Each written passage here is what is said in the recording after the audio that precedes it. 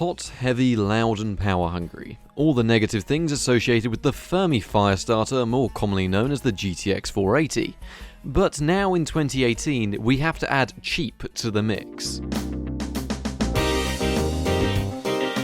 This right here is the GTX480, the legendary card that needs no introduction, which is based on the GF100 variant of the original Fermi architecture.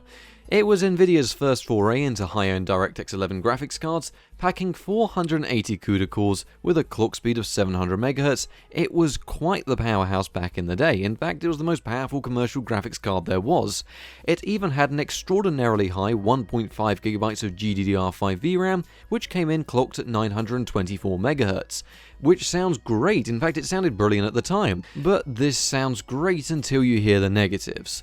Although beating AMD's HD 5870 at the time, it not only cost more and used nearly 250 watts of power, which is only slightly less than the beastly HD 5970, which was essentially two high-end AMD GPUs on the same PCB, which also performed better, as seen in my video that I've done on this card.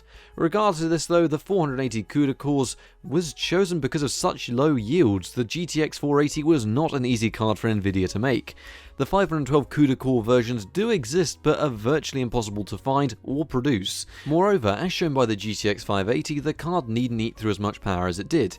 In fact, due to a rush release, it was just a little bit too hot for little to no reason, which was later fixed with the release of the Fermi era cards. But then again, when you're on a budget, can you really afford to be picky?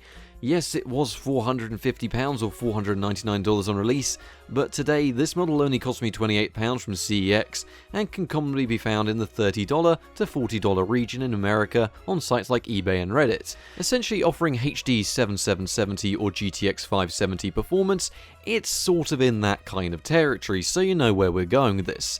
Now, I can't actually clean this card, as the previous owner has somehow managed to bugger up the screws, essentially making it impossible for me to change the thermal paste. However, in my testing I found it not to affect the temperatures too badly, as the card is fairly hot anyway, and it isn't getting hot enough to thermal throttle, so we are seeing the correct performance. It does support all the way up to DX12 on a basic level, so it'll work in some modern DX12 games but not in others, and as I've seen in the GTX465 video I've done, I tested it in most DX12 games, and they do mostly work, although not as well as you'd hope. Still, let's find out how this 8-year-old king of performance and heat holds up today. So up first we had the most played game of the year with PUBG, which to no one's surprise ran very similarly to the GTX 580, which means it was definitely playable in 1080p with a mixture of low and medium settings for a return of 48 FPS on average, with frame times of 27 FPS as 1% lows and 17 FPS as 0.1% lows. I did run the game with 80% screen scaling, but aside from that I saw no issues with how the game looked or ran on the card. And as you can see, I was playing with this thing all night for a couple of hours with a few friends, and it worked perfectly fine. So PUBG is definitely playable, and if you didn't mind lowering the resolution and settings a little bit more, you could hit 60 FPS on the GTX 480. Fortnite is also very popular, so as you'd expect, it ran completely fine and performed on par with the GTX 570, which is something you're going to be hearing an awful lot. Complete with medium settings in 1080p, we saw a consistent 63 FPS on average for the majority of the time. Frame times were decent, with it dropping to its lowest point when we were actually dropping to our 0.1% lows, but that's when we were actually parachuting into the game, so that's sort of to be expected, as these older cards do struggle with things like that. But in reality, it was only brief and the game was definitely very playable. Just Cause 3 is a new benchmark to me, but even so it did feel very playable on the GTX 480 with virtually all of the settings on medium. It returns with a 31 FPS on average, with 1% lows down to 24 FPS and 0.1% lows of 19 FPS. It looked pretty damn great, and I'm going to say it's a very nice looking game.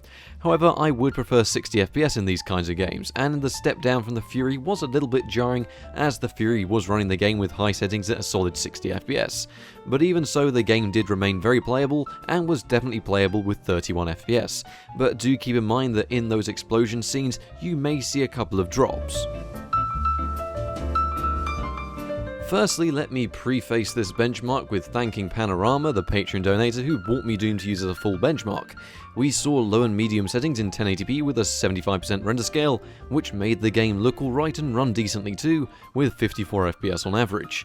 36 FPS 1% lows and 35 FPS 0.1% lows made the game very fluent while looking okay with those low and medium settings, which is pretty good for a 2016 release on an 8-year-old card. Alternatively, those of you that feel visuals are more important than frame rate can set your screen scaling back up to 100%, which will present you with a decent experience at 34 FPS on average. And the frame times are okay, but realistically I'd take the high frame rates used with a 75% render scale, as personally I feel sacrificing that little bit of resolution makes up for the game's fluency. However, you guys can decide whether you want graphics or frame rate. Personally, in a game like Doom, I would take the frame rate every time.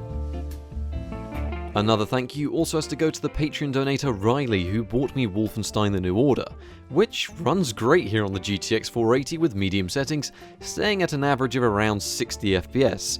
I've heard people have had issues with running this game, but here on this card there were none to be found, and it looked and ran flawlessly, at least with my time playing, which was through one of the more intensive beginning segments. It looked great, ran great, and there's no other comment I can make. So thank you very much for buying me this game, Riley, and it runs great on this card too.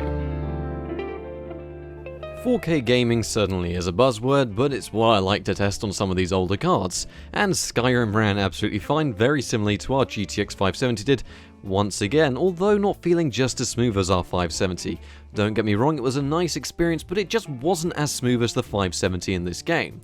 While I've been saying that a lot, these things are very similar in price to performance as you've seen, aside from the GTX 480 using more power. But Skyrim, as you can see here, even in 4K, runs absolutely fine, although those newer games, you might not want to run them in those high settings. Half-Life 2 in 4K with HDR enabled ran perfectly fine as expected, and the frame times were definitely high throughout our entire test segment. I used DSR to downsample all these results to 4K, as the card's native output tops out at 1440p. However, if you want to see some real 1440p action on the card, then I highly recommend F2F Tech's video on it, which covers a ton of games very detailed in the 1440p resolution.